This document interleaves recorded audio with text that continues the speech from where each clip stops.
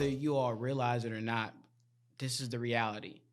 There are people sitting at a table discussing your future right now, probably as we speak, somewhere across the country. There's a meeting going definitely on happening about funding for an organization that you're a part of, additional stimulus packages, additional support for people who are going to be laid off because of COVID-19 and the new restrictions that are coming down from various different states. There are people like you and I, but are in legislative positions, regular people, having conversations about your life and what your life is going to look like in the next couple of months, if not a year. If not a lifetime. Man, how do we get more ADOS people to the table? I mean, and maybe that could be a topic for another show. Mm-hmm. But like, I think in essence, when I'm thinking about my life and what I've inspired to do, mm-hmm.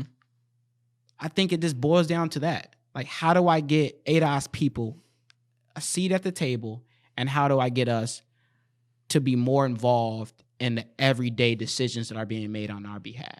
I think we've struggled with that as a group of people for so long, that mm-hmm. everyone else makes decisions on our behalf, but we're not included, at least the community not in whole. How do we change that? I know, and this is just a quick answer for viewers and listeners. You have to start by subscribing. That's the first step. Start subscribing. Another step is reach out. Like really send Elijah some mail and say, scenarios. I have people looking to get into the political realm. Do you have any resources? Do you know anybody within the city who could help us get this started? And maybe it's a money thing. Financial literacy and money problems are always going to be there. But if there's a vision that somebody has, reach out. You never know until you ask. And if that answer is no, it's not a failure. Mm-hmm. And just like I don't see why it would be no here, though. It's not going to be no here. No, absolutely but not. I'm just saying, if you're being told no and you took it to somebody else, that's probably not the right person for you. Right. And just like you said earlier, we'll implement now and we'll discuss the details on the back end. Yeah. If the issue, you got a good idea, but the issue in your mind is the funding, don't worry about that. I tell people that I have conversations with all the time, like, don't worry about the money thing. I know traditionally that's been like a barrier for a lot of people. Like, oh my God, I got this great idea, but it's going to cost me $10,000 and I barely got $500 in my bank account. Write it anyway. Write it anyway. Put it in writing, and put a budget to it. Period. And then we'll find the money. It's money out there. I tell people all the time, it's money out there. Come up with the idea.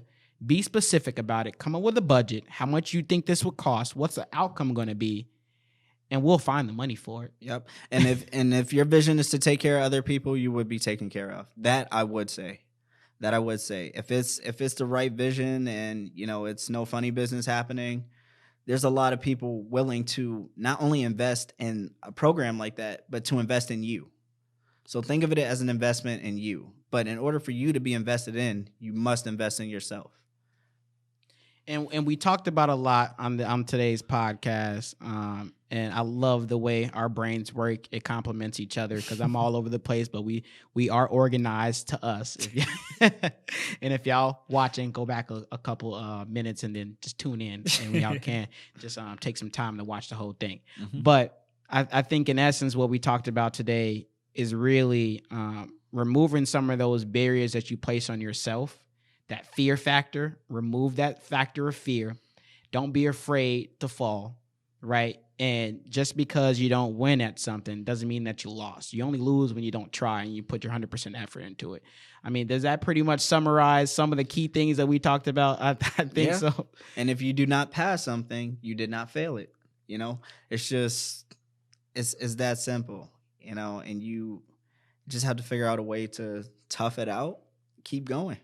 Find other people who failed at something, because they're probably people who failed back in the day are really successful now. Mm-hmm. That's right. And continue to seek information. Be active as much as you can. And if you can't be active and you just want people to inform you of what's going on, reach out to the ADOS podcast. I'm always available to give people information. We're going to be working on compiling a lot of local information and data around COVID-19. Mm-hmm. on our various different channels so you can have that information out there to keep you and your loved ones safe. We're also going to be listing additional resources for those who may have business ideas but don't know where to go. All right, well, how can we connect you to some startups, right? Because there's plenty out there that you can get connected with. If you need assistance with grant writing and things of that sort, who can we connect you with? Resources for those things.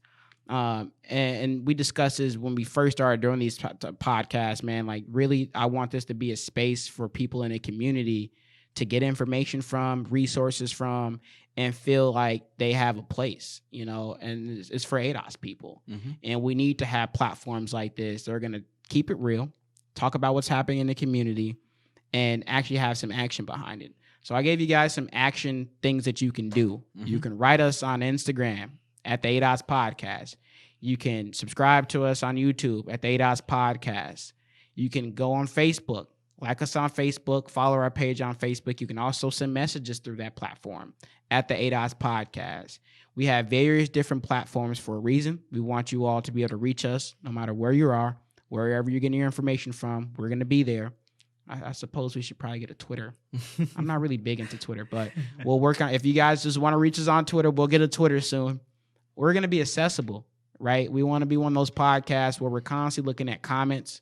We're interacting with people who interact with us, and we're going to continue to do outreach in the community to get you all more connected with what's going on.